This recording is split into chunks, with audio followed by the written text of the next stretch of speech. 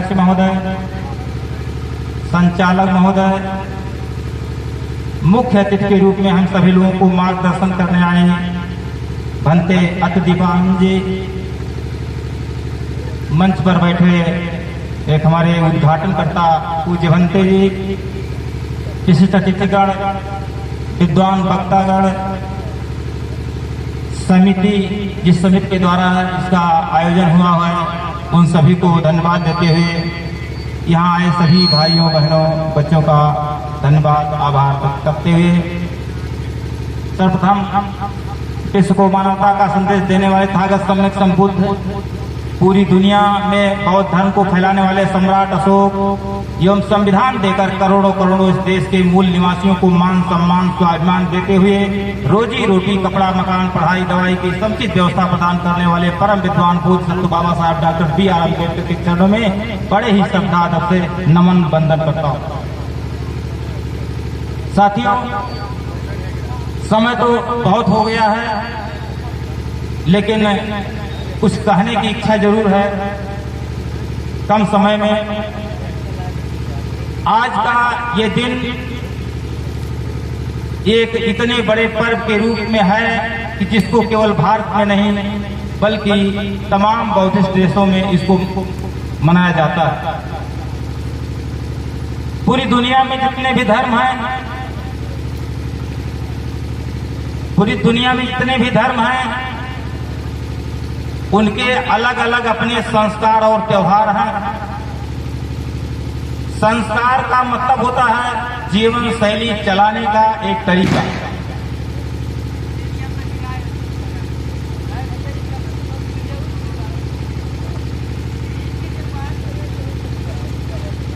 और उनके अलग अलग त्योहार भी हैं। जिस चीज को आज यहां जानने की जरूरत है, हमको लगता है अभी यहाँ चर्चा नहीं हुआ, अलग अलग त्योहार हैं और प्रत्येक धर्मों के जितने भी त्योहार हैं वो किसी न किसी बड़े घटना से जुड़े हुए हैं, जिस घटना द्वारा उस समाज का, उस विचारधारा के लोगों में एक आंदोलन पैदा हुआ है, एक क्रांति पैदा हुई है, उसी पर उन लोगों ने अपना त्योहार बना लिया। यानी जितने भी त्योहार हैं, पूरी दुनिया में जितने भी धर्म हैं और उनके जितने भी त्योहार हैं, सब के सब किसी न किसी घटना पर आधारित है। चाहे वो घटना शुभ हो, चाहे वो अशुभ हो, यानी हमारे चाहे पतन का इतिहास हो और चाहे विकास का, लेकिन वो घटना पर ही आधारित होता है। लेकिन सारे त्योहारों के पीछे मात्र एक घटना होती है। लेकिन आज का जो त्योहार हम मना रहे हैं, इस पर चार घटनाएं होती हैं। इस 4 घटना पर आधारित आज ये त्योहार मनाया जा रहा है। हम उस पर बहुत नहीं चर्चा करेंगे, लेकिन उस चारों घटना क्या है।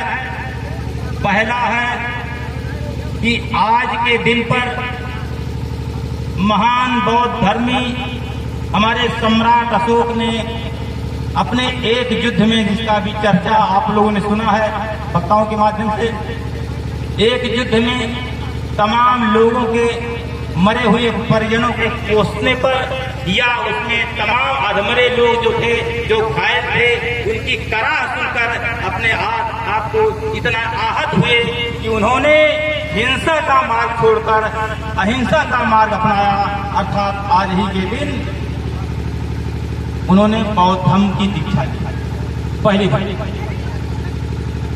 दूसरी घटना उसी दिन होती है कि जब ये त्योहार पूरे भारत में बड़े धूमधाम से खुशी के रूप में मनाया जा रहा था, तो इसी त्योहार पर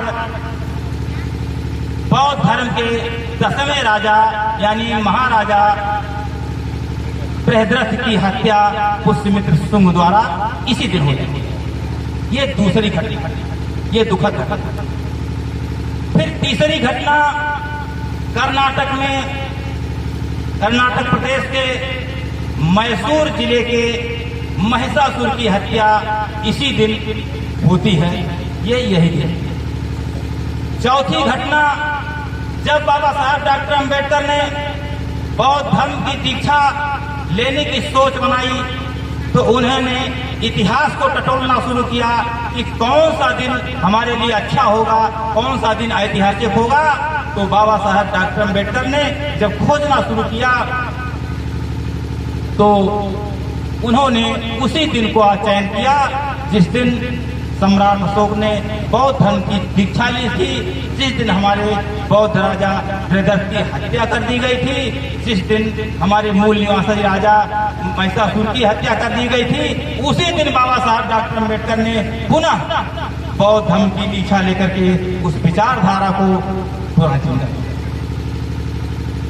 मित्रों, समय बहुत नहीं है, दूर हमको जाना है, लेकिन विडंबना मैं थोड़ा कहना चाहता हूँ।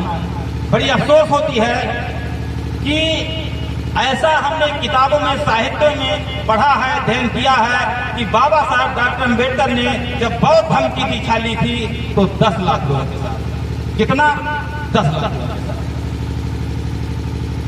आज तक अगर वो विचारधारा जो बाबा साहब डॉक्टर अम्बेडकर की सोच थी उसके मुताबिक अगर चलता तो कई करोड़ हो गए, लेकिन नहीं चला। क्यों नहीं चला? जब बाबा साहब डॉक्टर अम्बेडकर ने बौद्ध धर्म की दीक्षा लेने का प्रचार कर दिया कि फला दिन हम बौद्ध धर्म की दीक्षा लेने वाले हैं, तो तमाम पत्रकार बंधु उनको घेरे। बाबा साहब से पूछे कि सर, आप बौद्ध धर्म की दीक्षा लेने की घोषणा कर दिए हैं और इस समय बौद्ध धर्म 3 भागों में बटा हुआ है, हीनयान, महायान, वज्रयान। अब कौन से धर्म की दीक्षा लेने जा रहे हैं, किस यान की दीक्षा लेने जा रहे हैं? ये बड़ा सवाल था। बाबा साहब डॉक्टर अम्बेडकर ने कहा कि मैं इस तीनों यान की दीक्षा नहीं लेने जा रहा हूं, मैं बुद्ध यान की दीक्षा लेने जा रहा हूं।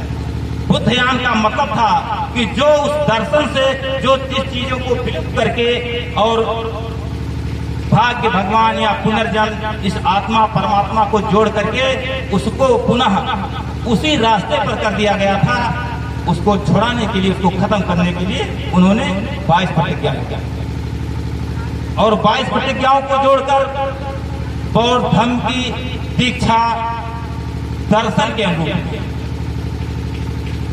साथियों, मैं एक बात कहना चाहता हूं, काफी लोग तो चले गए, लेकिन जो भी हमारा शोषण होता, अभी जो सवाल आया था पूज्य भंते जी से कि बाबा साहब का मिशन क्या है, मैं एक लाइन में, बाबा साहब का मिशन बौद्ध धर्म ग्रहण करना नहीं था। आपको थोड़ा अटपटा लगेगा। बाबा साहब डॉक्टर अम्बेडकर का लक्ष्य था इस देश के दबे कुचले समाज के लोगों को मान सम्मान स्वाभिमान दिलाते हुए रोजी रोटी, कपड़ा, मकान, पढ़ाई, दवाई की समुचित व्यवस्था करना। इस लक्ष्य के लिए उन्होंने सामाजिक स्तर पर बौद्ध धर्म चुना और राजनीतिक स्तर पर उन्होंने रिपब्लिकन पार्टी बांटी, क्योंकि जीवन के 4 क्षेत्र होते हैं, सामाजिक, सांस्कृतिक, आर्थिक और राजनीतिक। सामाजिक एवं सांस्कृतिक परिवर्तन करके, यानी सामाजिक एवं सांस्कृतिक क्षेत्र में मानववाद की स्थापना करने के लिए उन्होंने जहां बौद्ध धर्म की दीक्षा ली, वहीं आर्थिक और राजनीतिक क्षेत्र में शोषण और गुलामी से मुक्ति दिलाने के लिए, समता दिलाने के लिए उन्होंने एक पार्टी का गठन किया। लेकिन साथियों, ये सारी चीजें बाबा साहब डॉक्टर अम्बेडकर के अल्प आयु में मृत्यु हो जाने के कारण वो बहुत उसका विस्तार नहीं, उसका बहुत फैलाव नहीं हो पाया, जिसका नतीजा है कि जो आज बौद्ध धर्म गायब हुआ है उसका एक मुख्य कारण है। अभी आप लोग उस किताब अगर आपके पास होगा, एक उत्तर प्रदेश संदेश के नाम से किताब छपा था, भारत उत्तर प्रदेश सरकार ने छपवाया था, उस पर तमाम अम्बेडकरवादियों का लेख उन्होंने मंगाया और उसमें पूरे देश से सैकड़ों अम्बेडकरवादियों का लेख आया था बाबा साहब डॉक्टर अम्बेडकर का। उसमें से 2-3 लेख बहुत प्रमुख थे, वो किताब मेरे पास है। वो किताब उत्तर प्रदेश संदेश के नाम से किताब छपी थी, शायद 1990 की बात है। 2 महापुरुषों के बड़े लेख आए थे, बड़े विद्वानों के, उसमें महामना राम स्वरूप वर्मा का लेख आया था। उन्होंने कहा कि पूरे देश से बौद्ध धर्म नाश होने का मूल कारण मात्र एक है। वही कारण ये जो 10 लाख बौद्ध भिक्षु बने उनके भी समाप्त होने का वही का कारण है। वो क्या है? क्योंकि पूरी दुनिया में जितने भी धर्म हैं वो संस्कारों और त्योहारों पर आधारित हैं। अगर उसकी विचारधारा के अनुरूप यदि संस्कार त्योहार उस धर्म में नहीं चले तो धर्म खत्म हो जाए। क्योंकि धर्म कहने से धर्म का विकास नहीं होता। धर्म की पहचान और धर्म का अस्तित्व संस्कारों और त्योहारों पर आधारित होता है। अगर आप होली, दीपावली, दशहरा, दुर्गा पूजा मनाना बंद कर दें तो हिंदू कहने से हिंदू का प्रचार नहीं होगा। मुसलमान ईद, बकरीद, मुहर्रम इस तरह से अपना त्योहार मनाना बंद कर दे तो इस्लाम करने से उनका प्रचार नहीं होगा, ना उनकी पहचान बनेगी। जितने भी धर्म हैं उनके जितने भी संस्कार और त्योहार हैं उसी संस्कारों और त्योहारों पर वो धर्म टिका होता। मेरे यहाँ क्या है? मेरा धर्म, हमारा धर्म तथागत सम्यक संबुद्ध का धर्म पूर्ण रूप से पदार्थवादी, पूर्ण रूप से पदार्थवादी। क्योंकि जहां इस देश, पूरी दुनिया के लोगों की आस्था एक अदृश्य शक्ति में था, यानी ईश्वरवाद पर था कि सृष्टि को किसी ईश्वर ने या किसी गॉड ने, किसी अल्लाह ने बनाया।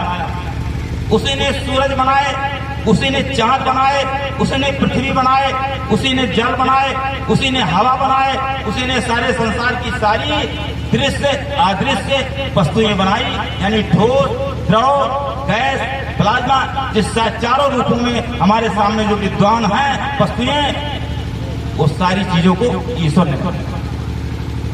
उसको तथागत सम्यक संबुद्ध ने उसको काट,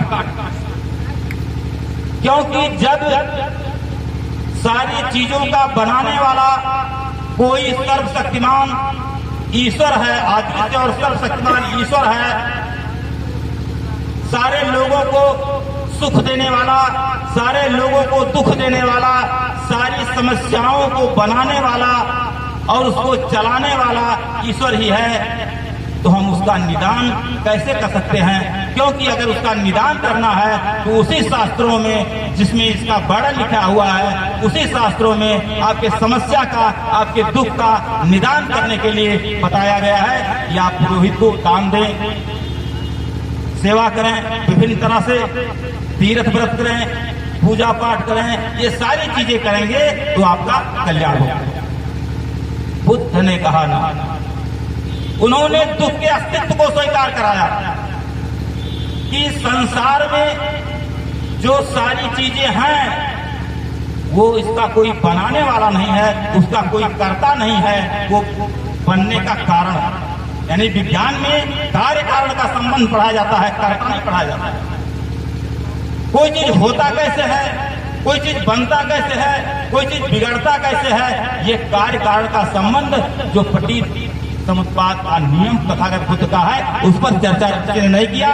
पूज्य भंते जी जो मुख्य अतिथि के रूप में आई हैं, हमने तो एक व्याख्यान आपसे सुना था नरथुरिया बौद्ध विहार पर अष्टांगिक मार्ग का। मैं धन्य हुआ क्योंकि मैं किताबों में पढ़ता था लेकिन उसकी व्याख्यान किसी से सुना नहीं था और किताबों से हमारे समझ में नहीं आता था।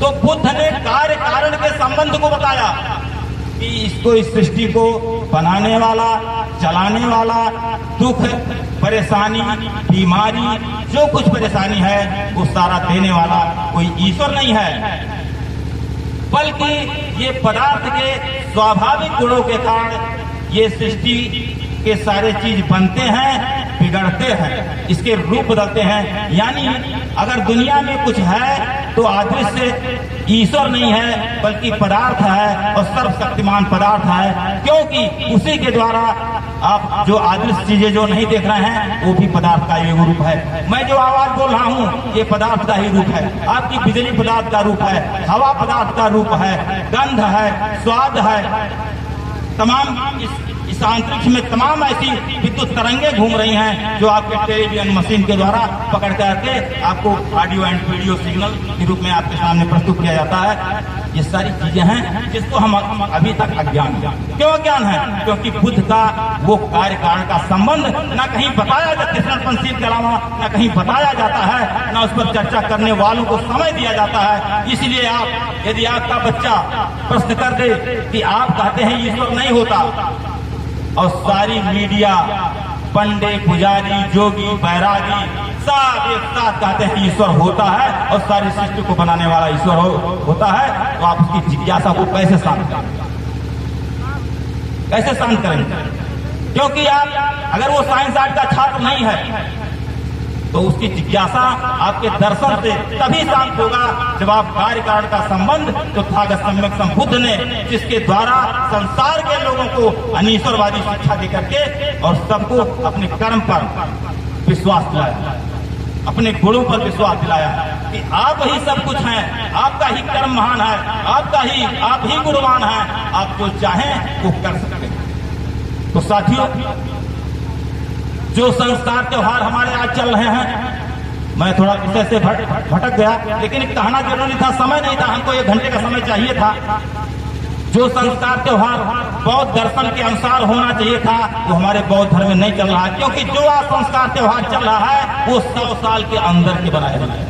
तथागत सम्यक संबुद्ध ने केवल दर्शन दिया था, उन्होंने कोई संस्कार त्योहार नहीं बनाए। संस्कार त्योहार बनाने वाले सभी यही के लोग हैं जिनको विज्ञान का ज्ञान नहीं है, बुद्ध का दर्शन का ज्ञान नहीं है। अभी एक मित्र मेरे पास एक किताब लेकर के बैठे थे, उसमें केवल पूजा पाठ था। बुद्ध की पूजा कैसे करो? फूल से करो, अनाज से करो, सुगंध से करो, अरे तमाम तरह का पूजा है। फिर बुद्ध क्या है? बुद्ध ने कहा मैं मार्गदाता हूँ, मुक्तिदाता नहीं हूँ। जो मेरे मार्ग पर चलेगा उसे दुखों से मुक्ति मिलेगा। मेरे तस्वीर लगाकर आज किसी पीजीआई के डॉक्टर की तस्वीर अपने घर में लगा दें और उसकी रोज अगरबत्ती मोमबत्ती उसके सर तस्वीर के सामने जलावें, तो क्या आप रोग बीमारी से मुक्त हो जाएंगे? आपको रोग बीमारी से मुक्त होने के लिए उस डॉक्टर के बताए हुए मार्ग पर चलना पड़ेगा, आपकी उसकी दवा खानी पड़ेगी, उसके बताए हुए परहेज आपको करने पड़ेंगे, तब आप बीमारी से मुक्त होंगे, अन्यथा नहीं होंगे। क्या है? मैं बहुत समय ले रहा हूं सर, 5 मिनट और 5 मिनट से आप देख लिए जो संस्कार चल रहे हैं इस समय। मैं खास 2 संस्कारों की बात करता हूं। जितने भी धर्म होते हैं उनके अलग अलग संस्कार हैं, लेकिन और कई संस्कार हैं, लेकिन हमारे बौद्ध धर्म में भी तमाम 15-16 संस्कार हैं। लेकिन 2 संस्कार ऐसे हैं जो इंटरनेशनल हैं, वो प्रत्येक जाति धर्म का व्यक्ति उसको मनाता है। वो क्या है? एक विवाह संस्कार और एक मृत्यु संस्कार। ये पूरी दुनिया के सारे लोग, चाहे वो आदिवासी क्यों ना हो, वो जंगलों में क्यों ना रहे हों, वो भी अपने रीति रिवाज के अनुसार वो पेड़ के चारों तरफ घूम करके अपनी शादी संपन्न कर लेते हैं। वो उनका एक संस्कार था। और मरने के बाद जो संस्कार उनका होगा वह संस्कार, इस संस्कार तो तमाम चल रहा है। वहीं हिंदुओं में जलाना धर्म है, मुसलमानों में दफनाना धर्म है, तो यहूदी धर्म में चिलकौओं से खिलाना धर्म है। एक चबूतरा होता है, वहाँ लाश को घी लगा करके डाल दिया जाता है, चील कौवे उसको खा लेते हैं, उनको बड़ा आनंद आता है, वो कहते हैं हमारे पुरखों का मोक्ष हो। तो इस तरह से तमाम दुनिया में धर्म है, तमाम संस्कार है, लेकिन 2 संस्कार ही मुख्य होते हैं बौद्ध दर्शन के अनुसार। अगर ये बौद्ध दर्शन के अनुसार ये दोनों संस्कार आप आज ही से चालू करते हैं, संकल्प लें कि हमको करना है, तो बहुत सारी चीज अपने आप ठीक हो जाएगा। क्योंकि आपका शोषण धर्म से नहीं होता, धर्म कहने से नहीं होता, इसी संस्कारों और त्योहारों के माध्यम से आपका शोषण होता है। शादी में आप देखते हैं माड़ो गड़ाने से लेकर के और तोरण शरमाने तक, ये कौन सी परंपरा है? हिंदू परंपरा है कि नहीं है? आप यहाँ ये होता है नहीं होता है? ये माड़ो कब गाड़ा गया? माड़ो मुगल शासन काल में गाड़ा गया, और वहाँ जब माड़ो गाड़ा गया तो मड़वाना चढ़ाया गया। मड़वाना कोई जानता है कौन क्या है? मड़वाना कौन जानते बताओ? मड़वाना का मतलब होता है सुअर। ये क्यों चढ़ाया गया? मड़वाना इसलिए चढ़ाया गया कि उसमें सुअर काट दिया जाएगा और उसे सुअर के खून का टीका लगा दिया जाएगा, तो उसमें उसको नापाक समझते हैं वो मुगल कि लोग हमारी बहू बेटियों को लूटेंगे नहीं, इसलिए घर से बाहर, क्योंकि घर में उस सुअर काट नहीं सकते थे, घर से बाहर माड़ो गाड़ते थे और उसमें सुअर काट करके और वही मड़वाना चढ़ा करके प्रसाद में शरीर लोग बांट करके खा लेते थे और खून का टीका लगा देते थे, इसमें वो प्रवेश नहीं करते थे।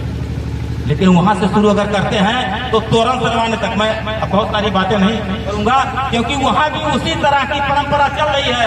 वहां भी कलश रखा जाएगा, वहां भी पूजा होगी, वहां भी अगर वहां कृष्ण राम की पूजा होती थी, यहाँ तथागत बुद्ध और बाबा साहब की पूजा होती है, इसीलिए विचार मर गया। पूजा जहाँ चालू हो गया विचार मर गया, वहां पूजा होने लगा। तोरण सरवाने तक, तोरण क्यों सरवाया जाता था? क्योंकि जब वो अपने मंत्रोच्चारण उच्चारण करके अग्नि, सूर्य, चंद्रमा, पृथ्वी, इसको वो देवता मानते थे, उसको आवाहन करके उस अपने शादी के समय बुलाते थे कि हे महाराज आप मेरे शादी में आओ और तुम गवाह पर बनो, मेरे वर और कन्या सुखी हों। तो वो जब बुलाते थे तो शादी हो जाने के बाद उनका सा सम्मान विसर्जन करने किसी सरोवर के साथ पर जाते थे। वही काम हमारे लोग कर रहे हैं। ये खत्म करिए। मृत्यु भोज पर संविधान की धारा 3 से लेकर के 8 तक मृत्यु भोज निषेध अधिनियम भारतीय संविधान में बन गया है। हम सारे लोग कहते हैं कि वो माने विरोधी, वो संविधान विरोधी है, वो संविधान को नहीं मानते। आप क्या संविधान को मानते हैं? संविधान की धारा 3 से लेकर के 8 तक, अभी माननीय वकील साहब बैठे, हम चाहेंगे थोड़ा सा व्याख्यान कर देंगे। 3 से लेकर के 8 तक उस पर मृत्यु भोज कराने पर, भोजन दान कराने पर ये मरे अर्थदंड और सजा दोनों है। इतना नहीं, जो उसके लिए सामान मुहैया कराएगा उसको भी दंड दिया जाएगा, उसकी भी सजा होगी। राजस्थान में लागू हो गया। क्या आप संविधान मानते हैं भाई? आप मृत्यु भोज अभी धरने के साथ करा रहे हैं। ये शादी में आप 4 गांव के लोगों को नहीं खिला पाते हैं, मरने के बाद 8 गांव के लोगों को खिलाते हैं। क्या मतलब है? ये शुभ समाचार होता है कि दुखद होता है? तो साथियों बहुत समय हो गया, मैं क्षमा मांगते हुए संचालक महोदय और अध्यक्ष जी से, पूज्य हमारे विद्वान भक्त जी बैठे हैं, उनसे, तमाम साथियों से मैं चाहता हूं कि आप बंद करके और मृत्यु भोज अधिनियम भारतीय संविधान का स्वागत करते हुए बौद्ध दर्शन का भी स्वागत करें, क्योंकि बौद्ध दर्शन में न आत्मा होता है, न परमात्मा होता है, न पुनर्जन्म होता है, न भाग्य होता है, न स्वर्ग होता है, न मोक्ष होता है। तो उस स्वर्ग और मोक्ष की कामना के लिए या अच्छी रोटी में प्रवेश करने के लिए भोजन दान, कपड़ा दान या अन्य तरह का दान क्यों करते हैं? इसी के साथ साथ आपसे विदा लेते हुए आप सभी को सादर नमो बुद्धाय जय भीम करते हुए अपनी बात समाप्त करता हूँ। नमो बुद्धाय जय भीम।